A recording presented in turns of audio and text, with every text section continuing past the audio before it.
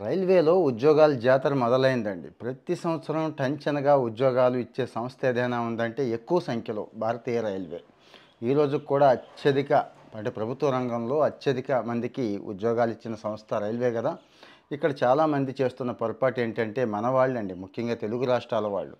రాష్ట్ర ప్రభుత్వ స్థాయిలో పోటీ పడుతున్నారు కానీ గవర్నమెంట్ ఆఫ్ ఇండియా అనేసరికి వదిలేస్తున్నారు. సీరియస్‌గా తీసుకోవట్లేదు. ఆ సీరియస్‌నెస్ కావాలి. చాలా నష్టపోతున్నాం. మనం చాలా లాస్ అవుతున్నామండి. మన పూల్ కూడా ఉంది. పోటీ పడొచ్చు. సపోజ్ ఈ 6,238 కదా! ఈ 6,238లో అన్నీ మనం సంపాదించుకున్నా ఎవడు కాదండు. అంటే చిన్న ఎగ్జాంపుల్ చెప్తున్నా.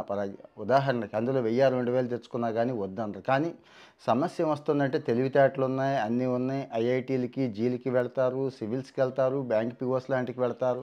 ఇలాంటి వాటికి వెళ్ళట్లేదు మన వాళ్ళు. మరి అదే ఆశ్చర్యంగా ఉంటుంది. వెళ్ళండి. దయచేసి ఈ అవకాశం వదులుకోవద్దు. ఇంకా మీకు ఏదైనా హెల్ప్ కావాలి వగైరా కావాలంటే మాలాంటి వాళ్ళం ఉన్నాం కదా! ఖచ్చితంగా హెల్ప్ చేస్తాం.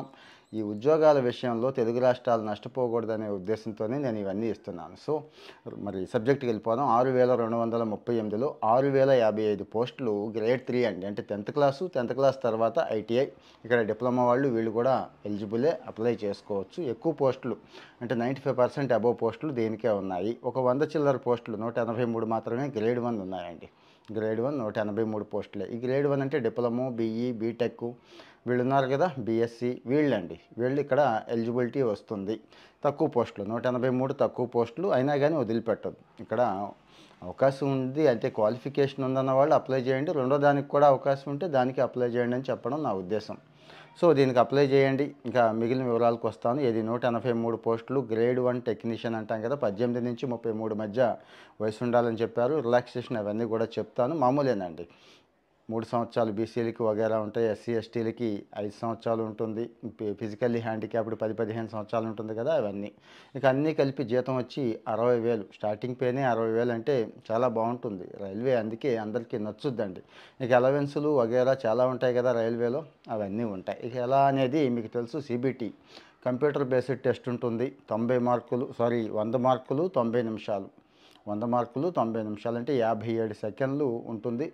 జనరల్ ఇంటెలిజెన్సు, అర్థమెటిక్కు, రీజనింగు ఇవన్నీ ఉంటాయండి. సైన్స్ కూడా ముఖ్యంగా బేసిక్ సైన్స్ అండ్ ఇంజనీరింగ్ ఉంటుంది. ఇవే ఎక్కువ ఉంటున్నాయి. ఆల్మోస్ట్ 35 ప్రశ్నలు ఇవే ఉంటాయండి. మిగిలినవి ఇందాక చెప్పుకున్నటువంటి అర్థమెటిక్, రీజనింగ్ వగైరా ఇవి ఉంటాయన్నట్టు. సో, మరి మిస్ అవ్వద్దు. ఈ క్వాలిఫికేషన్ ఉంది అనుకునే వాళ్ళు మిస్ అవ్వద్దు. ఏది గ్రేడ్ 1. గ్రేడ్ 3 ఇక సూపర్ అండి. ఎందుకు సూపర్ అంటున్నానంటే 6,055 పోస్టులు. అంటే ఒకే ఆర్ఆర్బీ కాదు, అన్ని ఆర్ఆర్బీలు కలిపి మన ఆర్ఆర్బీ ఎవరి ఆర్ఆర్బీకి వాళ్ళు అప్లై చేసుకుంటాం. ఇక్కడ లోకల్, నాన్ లోకల్ అన్నీ ఉంటాయి కదా! బయట ఆర్ఆర్బీలకు కూడా రాసుకోవచ్చు. నాన్ లోకల్‌లో కూడా సెలెక్ట్ అవ్వచ్చు. అంటే మెరిట్ ఉంది, కాన్ఫిడెన్స్ ఉంది అనుకునేవాళ్ళు. 10థ్ అయిపోయింది. ఐటీఐలో ట్రేడ్‌లు చేసాం. కొన్ని ట్రేడ్‌లు అవి అంటే ఆల్మోస్ట్ చాలా ట్రేడ్‌లు ఉంటాయి. ఫిట్టర్, ఎలక్ట్రికల్, ప్లంబర్ ఇలాంటివి ఉంటాయి కదా! అవన్నీ ఉంటాయి. అవన్నీ నోటిఫికేషన్‌లో ఇక్కడ టైం సరిపోదు కాబట్టి నోటిఫికేషన్‌లోకి వెళ్ళండి. డీటెయిల్డ్‌గా నోటిఫికేషన్ నేను లింక్ పేస్ట్ చేస్తాను. అక్కడ క్లిక్ చేస్తే అవన్నీ కూడా చదువుకోవచ్చు. పీడిఎఫ్ వస్తుంది. గూగుల్‌లో కొట్టినా కానీ పీడిఎఫ్ డాక్యుమెంట్లు నోటిఫికేషన్ వచ్చేస్తుందండి. అది పెద్ద విషయం కాదు. సో, సేమ్ ఇక్కడైతే ఇక్కడ 40,000 ఇందాక 60,000 అనుకున్నాం కదా! గ్రేడ్ 1 అన్నీ కలిపి 40,000 జీతం వచ్చే అవకాశం ఇక్కడ వస్తుందండి. ఏముంటుంది అంటే సేమ్ ఇక్కడ కూడా 90 నిమిషాలు 100 క్వశ్చన్స్ ఉంటాయి. కాకపోతే కొద్దిగా ప్యాటర్న్ మారుద్దండి. Mathematics 25, general intelligence and reasoning 25, general science చాలా ఇంపార్టెంట్ అండి. జనరల్ సైన్స్ 40 మార్క్స్ ఇచ్చారు. సో, జనరల్ అవేర్నెస్ అంటే కరెంట్ అఫైర్స్ గట్రా ఇవన్నీ కూడా 10 మార్కులకి ఉన్నాయి. ఇంకా మరి జాగ్రత్తగా వినండి. ఇక ఏజీ వగైరా ఇవన్నీ కూడా మామూలుగా ఈ గ్రేడ్ 1, గ్రేడ్ 3కి ఈ 40 ఇచ్చారండి. ఎవరు అన్రిజర్వ్ కేటగిరీస్ అన్నీ కూడా. ఇంకా ఓబీసీ 30, ఎస్సీ 25 మార్కులు పొందాలి. అంటే ఇందాక మార్క్స్ అండి. అన్రిజర్వ్డ్ వాళ్ళకేమో 40 మార్క్స్ రావాలి. ఎస్సీలకేమో 30, ఎస్టీలకి 25. అంటే ఆ పైన వస్తేనే సెలెక్ట్ అవుతారు. అంత లోపు వస్తే తీసుకోరు అన్నట్టు. ఇక గ్రేడ్ 1, గ్రేడ్ 3 ప్రతి చోట కూడా 2 ఎగ్జామ్స్కి కూడా సిబిటీ అనుకున్నాం కదా! 2 టైర్ ఎగ్జామ్ ఉంటుందండి. మైనస్ మార్క్ ఉంటుంది. 1/3 మైనస్ మార్క్ ఉంటుంది. అంటే ప్రతి తప్పుకి 1/3 మైనస్ మార్క్ తీసేస్తారు అన్నట్టు. సో, మరి ఇక ప్రిపేర్ అవ్వండి. దయచేసి ప్రిపేర్ అవ్వండి. అంటే ఆర్ఆర్బీకి సెపరేట్గా ప్రిపేర్ అవుతున్న వాళ్ళు సంతోషం. ఈ బ్యాంకింగ్ వగైరా వగైరా సీజీఎల్ దేనికి ప్రిపేర్ అవుతున్నా కానీ ఈ టైప్ ఆఫ్ సిలబస్ చెప్పేశాం కదండి. ఈ టైప్ ఆఫ్ ఎగ్జామ్స్కి దేనికి ప్రిపేర్ అవుతున్నా కానీ వదిలిపెట్టొద్దు. దీనికి కూడా అప్లై చేయండి అని చెప్పడం నా ఉద్దేశం. ఓల్డ్ పేపర్లు చూడండి. ఓల్డ్ పేపర్లు చూస్తే మీకు ఒక అవగాహన వచ్చేస్తుంది, ఒక నాలెడ్జ్ వచ్చేస్తుంది. మీరు ఎక్కడున్నారో తెలుస్తుంది, సిలబస్ ఎలా ఉందో తెలుస్తుంది, ఎక్కడ పట్టు సంపాదించాలో తెలుస్తుంది. ఈజీగా పట్టు సంపాదించేయచ్చు. ఆ తర్వాత ఇక చదువుతూ ఉంటారు. మాక్ టెస్టులు రాయండి. ఎంత రాస్తే అంత మంచిదండి. ఎన్ని మాక్ టెస్టులు రాస్తే అంత మేలు జరుగుద్ది. పిచ్చగా రాయండి, విచ్చలవిడిగా రాసేయండి.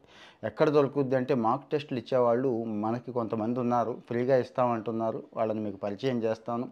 లేదు మ్యాక్సిమం సబ్సిడీతో అడుగుదాము, వాళ్ళు ఇస్తాము అంటే సంతోషం, మీకు పరిచయం చేస్తాను. కామెంట్లో ఎవరికి కావాలో పెట్టండి దయచేసి. కామెంట్లో మీ పేరు, ఫోన్ నెంబర్ పెడితే వాళ్ళు మీకు కాల్ చేస్తారు, మీరే మాట్లాడుకోండి. బెస్ట్ అయితే ఇవ్వమని చెప్తాను. సో మరి ఎందుకు మాక్ టెస్టులు ఇంతగా చెప్తున్నానంటే, ఒక్కొక్క క్వశ్చన్కి 50 సెకండ్ల చిల్లరే టైం ఉందండి. డెసిషన్ తీసుకోవాలి, స్పాంటేనియస్గా టక్మని రావాలి. అదే మాక్ టెస్టులు రాసి కొన్ని వందల వేల లక్షల బిట్స్ క్లియర్ చేసిన వాళ్ళు, అంటే వందల ఎగ్జామ్స్, వేల ఎగ్జామ్స్ మాక్ టెస్టులు రాసిన వాళ్ళు క్లియర్ చేస్తున్నారు, ఈజీగా క్రాక్ చేస్తున్నారు. ఇది చూసుకోండి. ఇక అర్థమెటిక్కి, రీజనింగ్కి ఆర్ఎస్ అగర్వాల్ బుక్స్ అయితే బాగుంటాయండి. నేను చదువుకునేటప్పటి నుంచి కూడా ఆర్ఎస్ అగర్వాలే, అంటే సిలబస్కి తగ్గట్టుగా వాళ్ళు చాలా మంచి ఎక్సర్సైజులు ఇస్తారు, చాలా బాగుంటుంది. జనరల్ సైన్స్ మీద ప్రత్యేకంగా దృష్టి పెట్టండి. ఎక్కువ పోస్టులు గ్రేడ్ 3లో ఉన్నాయి కదా, టెక్నీషియన్లో 40 మార్క్స్ ఇచ్చారు. సో 8, 9, 10 బుక్స్ సిబిఎస్ఈ కానీ, స్టేట్ సిలబస్ కానీ గట్టిగా పట్టుకోండి.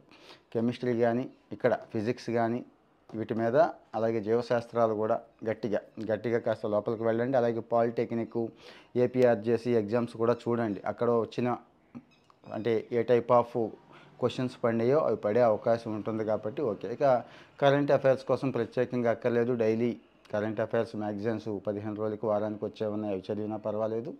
లేదు న్యూస్ పేపర్ డైలీ చదివే వాళ్ళకి పర్వాలేదు. ఇక లాస్ట్ డేటు 7వ నెల 28. ఈ నెల 28 ఇచ్చారు కాబట్టి దయచేసి వెంటనే అప్లై చేసుకోండి. చివరి రోజుల దాకా ఆగి ఇబ్బంది పడడం ఎందుకు, హడావిడి పడడం ఎందుకు, అప్లై చేసుకోండి. ఇక గ్రేడ్ 1, గ్రేడ్ 3 రెండింటిలో కూడా మహిళలు, ట్రాన్స్జెండరు వీళ్ళు కూడా అప్లై చేసుకోవచ్చు, ఇబ్బంది ఏమీ లేదు. ఈబీసీ కూడా మహిళలు, ట్రాన్స్జెండర్, ఈబీసీకి 250 రూపాయలు పెట్టారు. 250 రూపాయలు, మిగిలిన వాళ్ళకి 400. అప్లికేషన్ ఫీజు అండి, అప్లికేషన్ ఫీజు. సో మరి ఇంకా అప్లికేషన్ ఫీజుల గురించి, వీటి గురించి, వెనక్కి ఎంత వస్తాయి, ఇస్తారా లేదా, ఇవి పక్కన పెట్టేసి గట్టిగా జాబ్ కావాలి అనుకున్న వాళ్ళు ప్రిపేర్ అవ్వడం మంచిది.